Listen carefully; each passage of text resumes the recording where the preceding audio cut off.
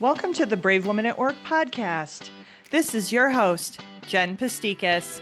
I'm so glad you're here. With the Brave Women at Work podcast, you'll get the resources and tips along with real-world stories and humor to empower and inspire you to take bolder and braver actions in your career and life. Welcome to the Brave Women at Work podcast. This is your host, Jen Pastikas. I'm so glad you're here. Well, hey everyone, how are you doing out there? So, where are my readers? Or what about my aspiring readers? So, you don't have to be reading hundreds of books to listen to this particular show, but I know y'all are readers. So, I think you're going to be super, super excited if you're a reader. This show is going to be for you. So, when I was introduced to my guest today, Melanie Bell, and her work with Leaders Who Fiction, I knew she had to be on the podcast. So, I am a nonfiction reader. So, again, Melanie's whole part of her movement is called Leaders Who Fiction. I'm a nonfiction reader. So, I often struggle with getting into a fiction book, kind of the make believe. And I'm getting better, but it is a little bit of a challenge for me. So when I heard Melanie talk about the benefits of fiction, I knew that I had to give it another try. I had to give it a good old college try. So, in addition, according to an article in Inc., it's called How Reading Fiction Can Make You a Better Leader. There's a growing body of research, according to this article, that suggests that getting lost in well-written stories actually can make you a better leader. Fiction works as an empathy workout in your mind that these studies find, helping bosses better understand diverse viewpoints and boosting their EQ or emotional intelligence. I don't know about you all, but I want some of that. I want some of that. So here we go, fiction. So during my conversation with Melanie, we chatted about why did she start this? Why Leaders Who Fiction? What is the research about exercising different parts of our brain while reading fiction? And how does that impact leadership? What are the benefits of reading fiction on our work performance? What are some of Melanie's favorite fiction finds? How about that for alliteration? And how you can join Leaders Who Fiction. And spoiler alert, it's a free online book club. How cool is that? You don't have to pay a monthly, you don't have to pay a drop-in. She's just looking to grow her community of other leaders who want to read online together. And they're live, as I understand, in Leaders Who Fiction. She has like the virtual meetups and they're completely live. It's just not like online commenting. You actually are talking to other humans via the interwebs. So here is more about Melanie. After completing a degree in international development from McGill University in Montreal, Melanie's earlier career included marketing positions at Waste Management and Ecom Access, a marketing software startup. Returning to Houston to earn her MBA from Rice University, she then became the director of marketing for Surge Accelerator or Surge Ventures. In 2014, she decided to pursue her own entrepreneurial vision, founding Marketing Interface to help growth stage companies achieve their business goals by reaching their target market, converting potential customers into paying customers, maintaining these relationships, and measuring the results of their marketing initiatives using technology. In 2019, she merged Marketing Interface with her husband Matt's consulting practice to create Strategic Peace. She is an active reader and writer and founded, of course, Leaders Who Fiction, an online book club that helps leaders exercise a different part of their brain, learning relevant skills by reading and discussing works of fiction. She is also an active mentor at Rice University's entrepreneurship programs. So if the podcast Brave Women at Work has made an impact on you personally or professionally, I ask every week, if you're an avid listener, please be sure to share it with a family member, a friend, or a colleague, or a neighbor, or your postal worker, or whoever, right? So you know that getting this in the hands of more women is such a dream of mine. So you can do that just by hitting the plus sign, subscribing, getting it into your weekly podcast feed, or leaving a rating and review in Apple Podcasts. All these things just take a few minutes, but they mean the world to me. So if you've already done that, I thank you so much. Also, as I say, if you haven't downloaded my freebies, we're talking a lot about free stuff, the leaders who fiction, and here are my freebies. So there's three right on my website, bravewomenatwork.com. So 24 career and leadership affirmations, 5 ways to managing your imposter syndrome or that nasty self-doubt, and one of the most popular, getting paid 10 negotiation tips. So again, you can get those on my website at bravewomenatwork.com.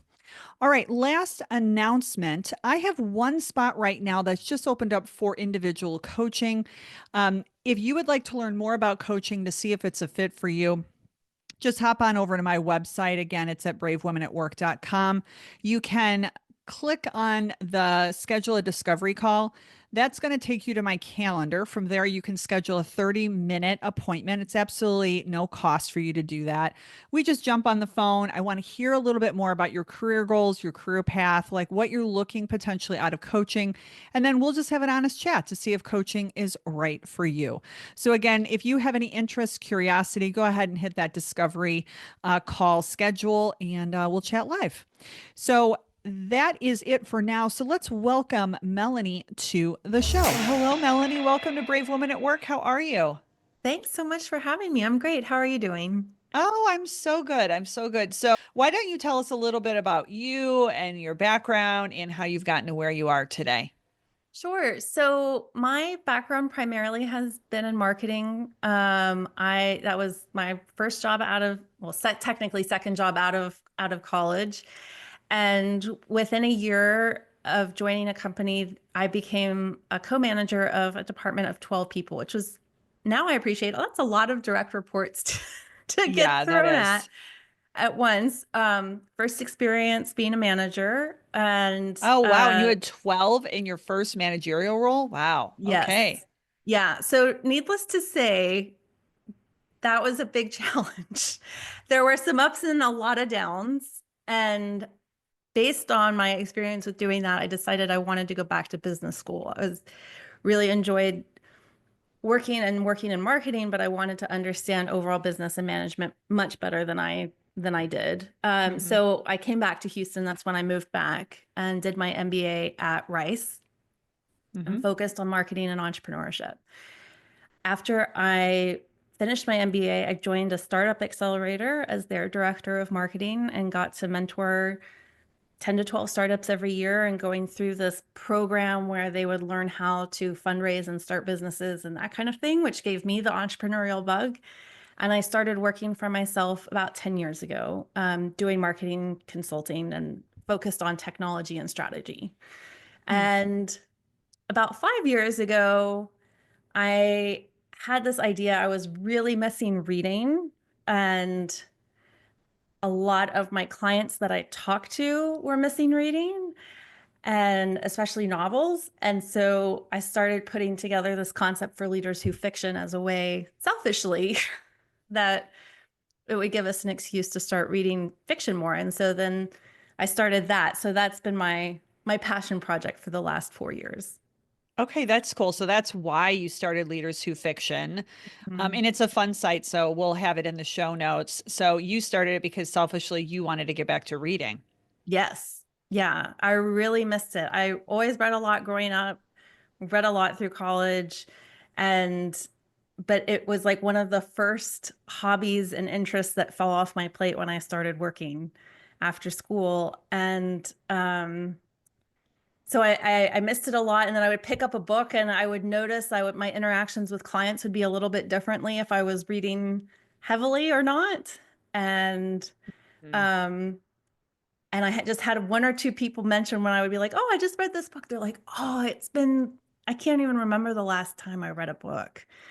Um, Hmm. so yeah, it was mainly for selfish reasons that I started this Well, it's organization. become more than that. So tell me, I'm just a little curious about that. You said my work changed. So how did your work change? Obviously for the better. How did your work change when you started like reading or peppering reading in, and trying to make time for that also in your work life?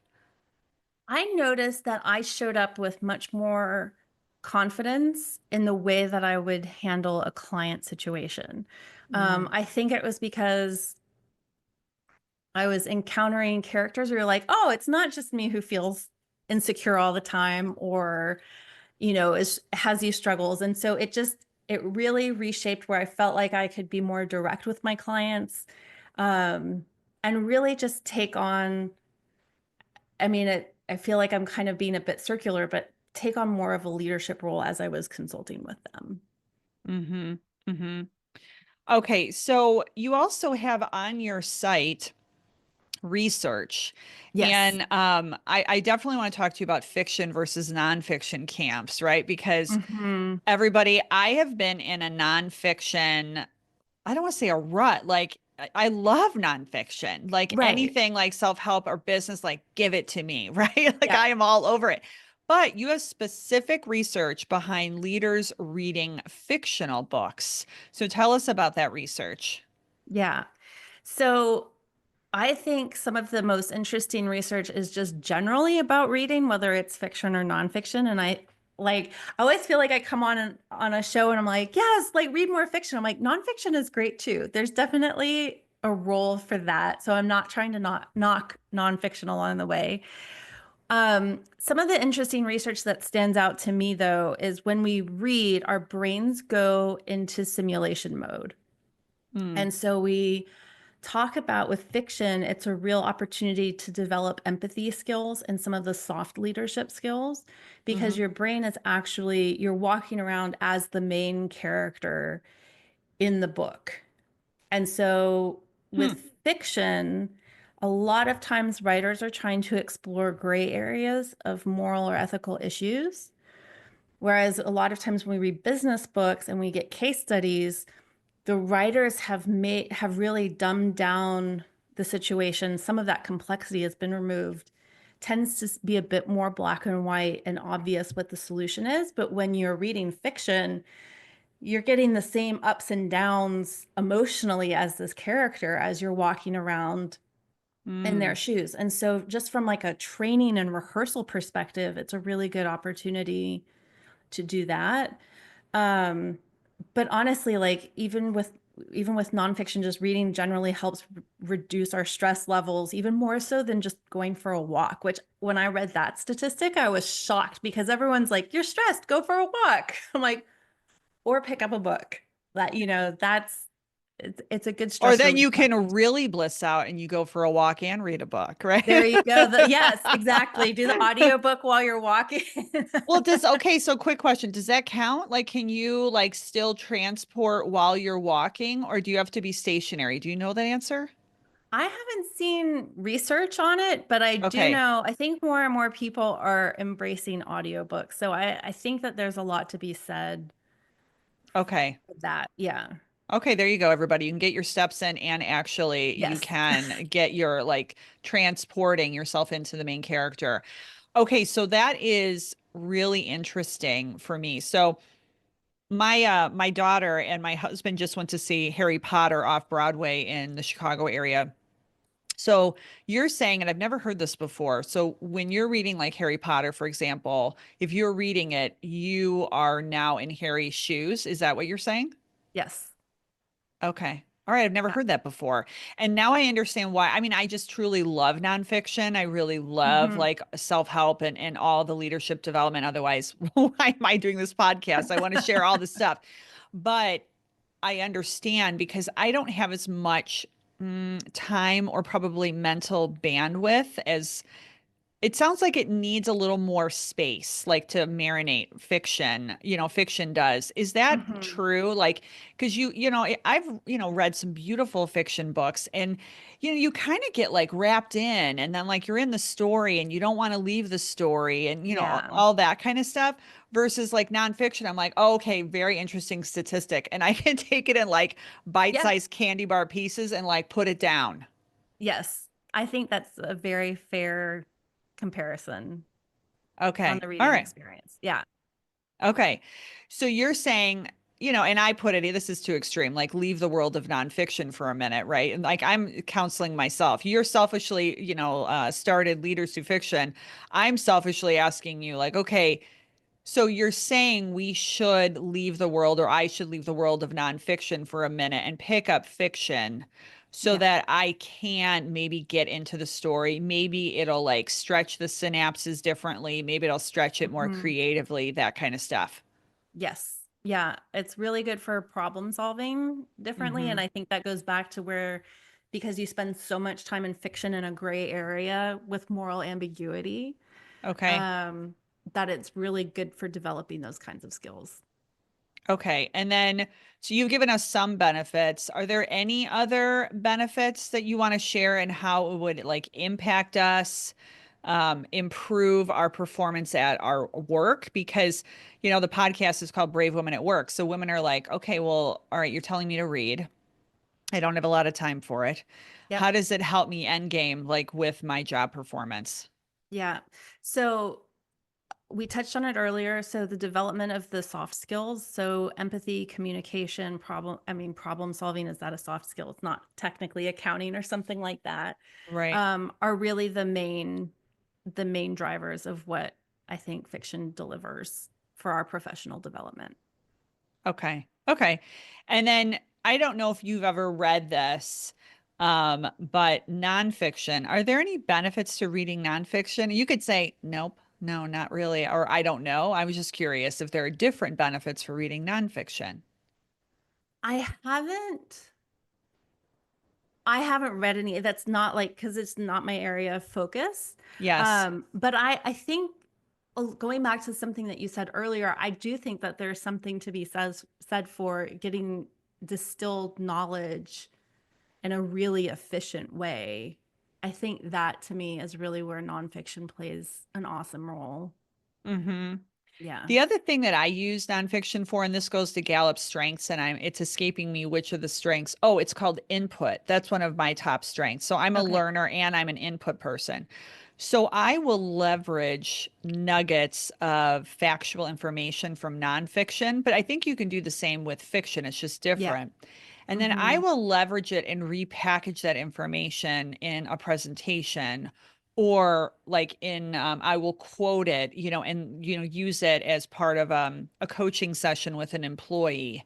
And I don't even Yeah. know I'm going to do it, and I just start. That's what the input strength then is with Gallup Strengths, and I've done whole podcasts on Gallup Strengths as an assessment tool. It's so awesome.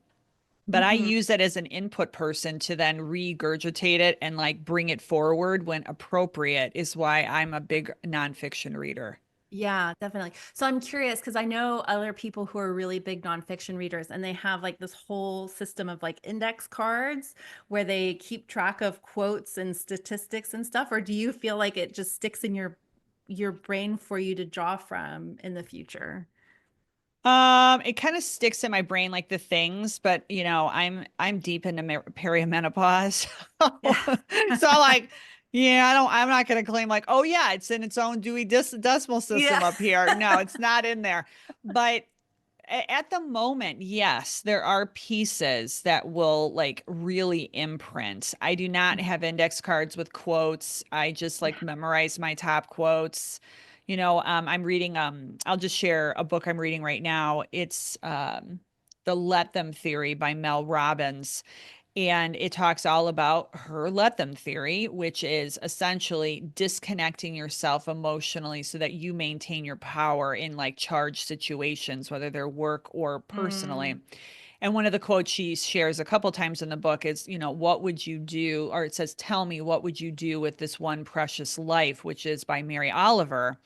And so those kind of things as I'm reading, it just like kind of I'm listening to it as I'm driving or walking or whatever, and it just like sticks. And then yeah. I start making connections with it for people and it's amazing. It kind of becomes its own law of attraction where after I read a book, then all of a sudden I'm like, oh, they need that. Oh yeah, they need that. They need that quote or they need that factoid Yeah. until I get to the next book, actually. Yeah. Yeah. It's always so fun when so each month when I do like, hey, here's the book that we have coming up Hmm. for this month, I will put like one of the quotes from the book at the top of the email. And I love looking through the quotes on Goodreads to see what people have highlighted as they're reading.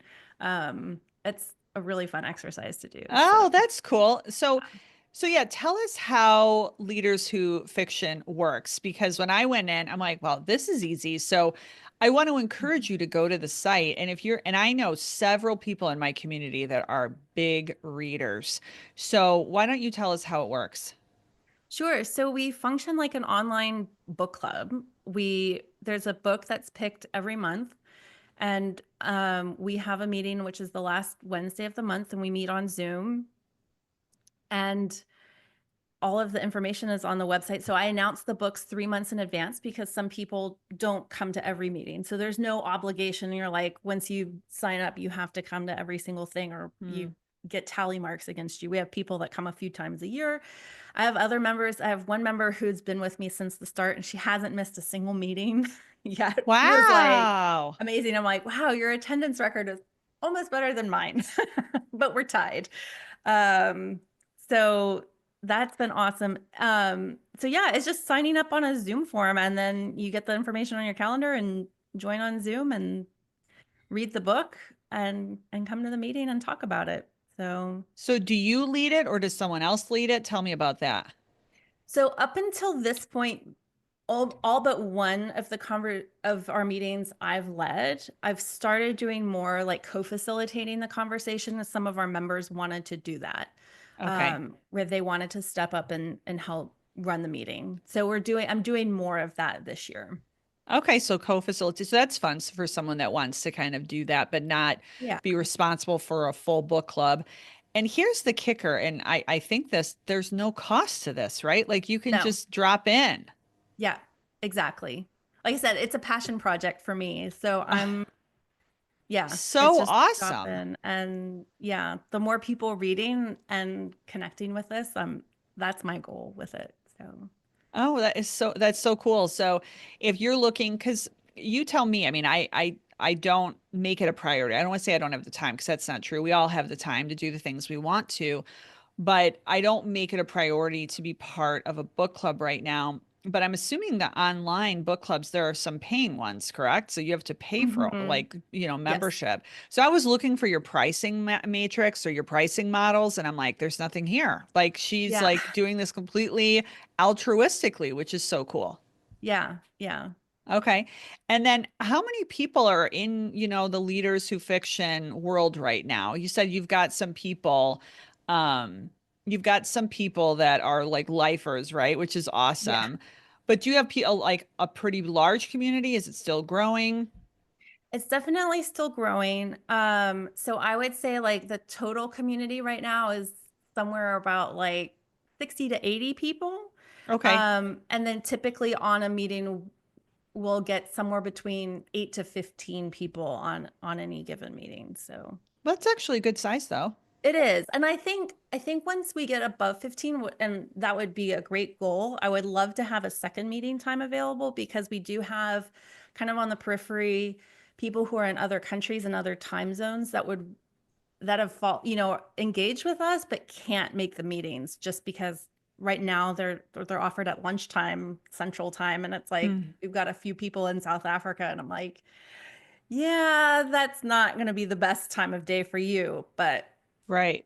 so Okay, so you're considering as it expands, so people can kind of check it out and like hopefully drive those numbers up so that you can do it for people like yes, at different times. Or do you record the meetings too, so that if someone does miss it, or no, they are not recorded right now? they're not recorded. Okay, okay, Yeah. sounds good. Okay, um, so I was just wondering, you probably have friends that are on the nonfiction bus like I am. Oh yeah. So, what advice would you give to me, right, to dip my toe back in to the fiction world? Like, what would you say? Like, okay, Jen, like, would you just be like, go do it? Or would you be like, no, read a novella? Like, what would you say for me to dip back into fiction? So I would figure out something. I mean, I feel like when I go through reading ruts, the thing that really grips me most and will suck me back into wanting to read more is like if I pick up a really good thriller, and that's typically not going to have as many like leadership skills depending on kind of No. how commercial genre it is. Um, but I do think that it's a really gripping way to get back into it. I mean, there are some really good thrillers. We're reading one right now called Razor Blade Tears. Oh, Um, that's by an author called S.A. Cosby, and we read one of his other books last year, and it's much more of like a crime thriller kind of thing, but it's told from the perspective of a sheriff. So you do get kind of the overlapping benefits where you get the fast commercial plot, but you also have some interesting leadership dynamics going on in the okay. story as well. So find like what would pick you up. So like a good Mhm. like romantic book or maybe Yeah. like a thriller or horror or whatever. Yeah. So now you got me thinking like I need to go back and kind of like see. And then when you say reading ruts, is it for you like not reading at all or what do you consider a reading rut? I definitely over the last year, there were I would go through like maybe a couple of weeks where I'd be like, yeah, I'd probably read a little bit, but very little. Um, Mm. and I think sometimes, and this is like the danger of being in the world of like Bookstagram and book talk and this kind of stuff is like there are people out there that it's like they read 140 plus books a year. And I'm like, whoa, like I don't like I would not I would not enjoy that. It just like even the thought of it just gives me like heart palpitations when we're talking.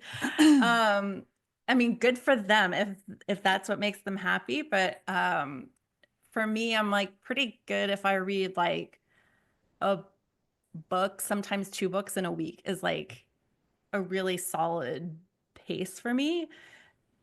This summer, I definitely went through where I was like, it was taking me more like 2 or 3 weeks to get through a book. Okay. Yeah. Okay. But even if you read a book a week, that's still 100, over 100 books a year. 52. 52. Well, and then I'm Oh, not a reading book or two. two. I said two Yeah. books. Yeah, yeah, yeah. Okay. Yeah. So I can occasionally do two books in a week, but it also comes down to how much Yeah. time. I mean, all sorts of stuff. But we were doing college visits with my stepson this summer, and I was like, I'm not gonna be like reading books on top of doing Yes, all like these college making major visits. decision. Yeah, Yeah. exactly. I have a friend who's out there. She'll know. She almost reads a book a day. So kudos to her. Wow. She is a huge, huge reader. That's awesome. Yeah, she loves fiction because she does so much like heavy, like not like lifting heavy machinery, but like very mental work. So I know she loves a Yeah. good fiction book. So, okay, so I have to ask, what are some of the fiction books that you've read lately that you would recommend? It doesn't have to be for me, it could be for the whole audience. What are some great ones you've read lately? Yeah. So the two that came to mind, and we've read them for Leaders Who Fiction recently. One is called Tomorrow and Tomorrow and Tomorrow, and it was really popular. It came out, I think, 2 or 3 years ago. And it's about two friends who end up designing video games and forming a video game company together. And I am not a gamer. You don't need to be a gamer to enjoy the book, but it's really well written. The structure of it's really different. Um, but I just loved the story between these two friends over, Hmm. from when they were kids to working professionals and that kind of stuff. There and almost everybody I know has loved the book, and then there's like one or two people that really did that I know that like hated the book. But I mean, I feel like that's part of a book club though, is like you don't always enjoy the book that's picked. Yeah. And we try to have a variety of genres and authors and styles and that kind of stuff. And not everything is going to resonate. And honestly, I think some of our best conversations have been when one or two people don't like the book, and then there's a whole discussion around that. Um, in the meeting. So that one is really good. It's by an author called Gabriella Zevin. Okay.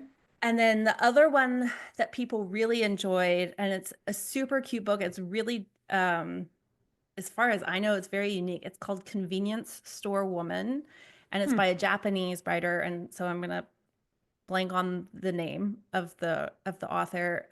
It's very short.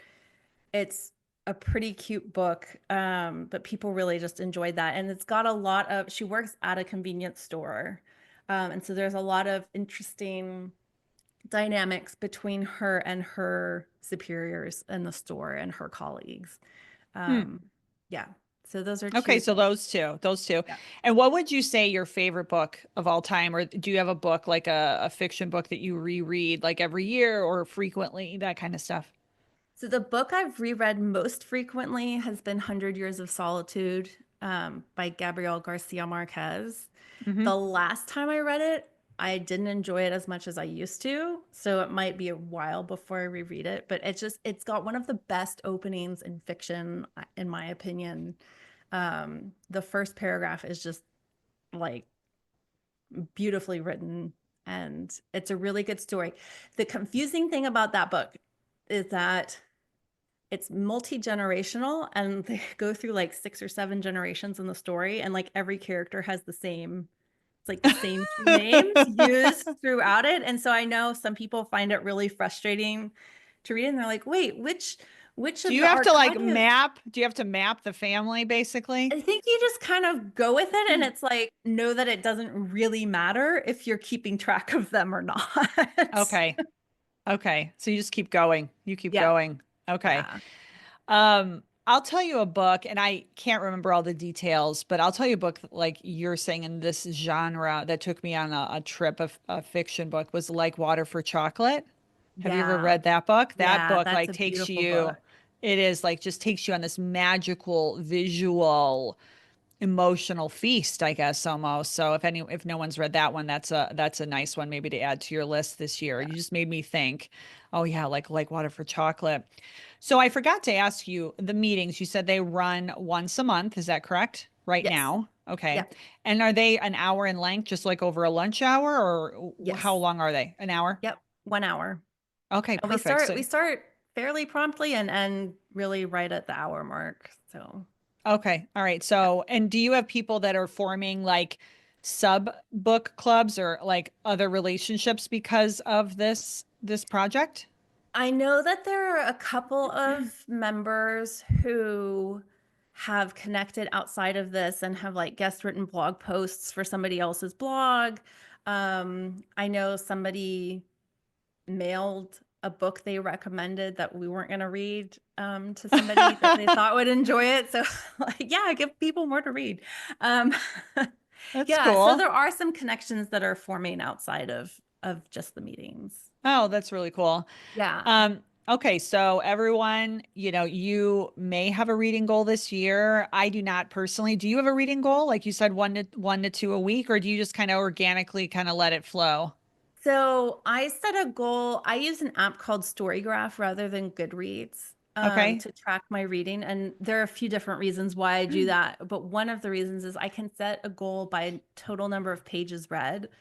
Oh. Because when I set the goal for the number of books, I was like, I kept trying to pick up short books and I would never read a long book. I was like gaming my own system with it. Ah.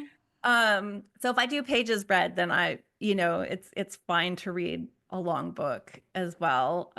So my goal is to read 25,000 pages this year. I came really close to it last year. Like I was like at 99%, but just didn't meet that last little bit. So I kept the same Wow. goal this year. Okay. All right. So 25,000. Wow. Okay. I'm not doing that, but if you do it, please keep in touch. Tell me, like, if you're like, I did it, we can Yeah. celebrate you.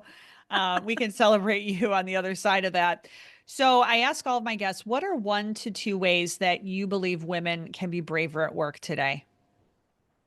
So the first thing that came to mind for me was, I think, reprioritizing what we say yes and no to. Um, and this is based on conversations that I've had with other women in the workplace.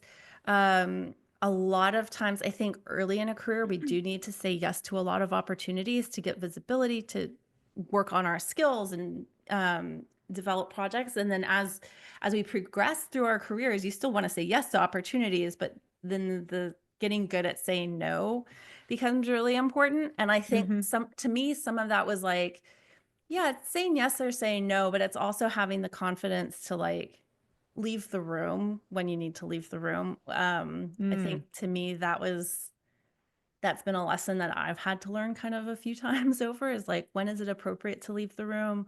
When is it appropriate to ask for help? And so just reprioritizing and stop second guessing ourselves when we say yes or say no or need to leave the Mm-hmm. room. Mm-hmm. Um, And of course, read. I mean, you've just and said, read. Exactly. like reading is, and that's why I was so curious to talk with you today, as I was like, I've never heard of this concept before. And then I read some of your articles, like quoting other readers, like it was in the article, like former President Obama. Like there are Yeah. people that really leverage fiction to be better leaders, to be better at their job. So I just wanted to bring this in. And then also we talk about heavy topics here, like negotiation and like really like nonfiction heavy topics. And I just think this is fun. I think this is like can bring joy into your life. And don't we Yeah. all want more of that? And then, like you said, you can, I don't want to, like when you watch a movie, there's something that goes on in our brains. Like we go to a different brain state and we start kind of Yeah. like it's like that simulation again. This is Hmm. a way you can do that simulation and you don't have to go to the movies or you don't have to rent a movie. You can, or download, like stream something, that kind of stuff. You can actually simulate and have joy in a different way. Yes. Yeah, exactly. Exactly. So, how can listeners connect with you and learn more about Leaders Who Fiction and hopefully join? Sure. So the best place to go is the website, which is just leaderswhofiction.com. Mm-hmm. And then that's got information about all of the upcoming meetings and books that we have coming up. I have all of the books that we've ever read. So if you can't make a meeting and just want some book recommendations, that's on the website as well. And then the other best place to connect with me would be on LinkedIn. And it's like the LinkedIn URL / Melanie A. Bell Okay, on Melanie LinkedIn. A. Bell on Yes, LinkedIn. And then we will link up obviously Leaders Who Fiction. I'm going to link up that research. We'll link up your LinkedIn. great. And so please connect and, give it a whirl. Go in there a couple months and read with Melanie and her group. And, as a result, you'll be a better leader and more productive at work. So, Melanie, thank you so much for starting this, what you say, passion project. Um, I guess as we wrap up and as we close, I didn't see that many other people have done this or have done, in this way. And so I think this is unique to you. Is that correct? As far as I know, yes. I know there's a professor at Rice who's been doing research in this area and has had like a local book club, but I don't think it's been online. I don't know how really open Like, it's. yeah, like wide it is. Okay. Yeah, Well, thank you for introducing this concept and for being on the show today. And who knows, you might just see me drop in at 1 month. So that would be hopefully I'll great. see you in that way. So Yes. thanks again and be well. Thank you. Thank you so much for having me. Well, that's a wrap on my discussion with Melanie today. I hope you found our conversation both valuable and inspiring. So, a couple questions for you before we end today. So, what is your favorite work of fiction? I would love to know. The one that hits home for me as a child, I loved Anne of Green Gables or Annie of Green Gables. I loved that series. Now I'm trying to think as an adult. Remember, I'm not a huge fiction person, but I'm aspiring. So if you have any works of fiction that you would love for me to check out, please send me a DM in all the socials or email me at hello@bravewomanatwork.com. And then if you join Leaders Who Fiction, I would love to hear about your experience. So again, you can email me or you can send me a DM or tag Melanie because she does this thing and I think it's an amazing way to enhance and to pour in to our current and future leaders. So as a reminder, please rate, review, and subscribe to the podcast in Apple Podcasts and Spotify. The show is also available on any other podcast platform you enjoy. Until next time, show up, read some fiction, and be brave.